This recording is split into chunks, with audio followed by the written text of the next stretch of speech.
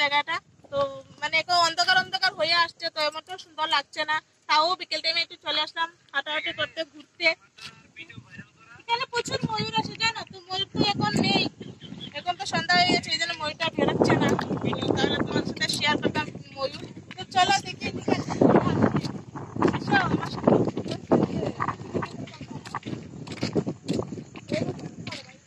রোদ্র উঠলে তো ভীষণ ভালো লাগে জায়গাটা।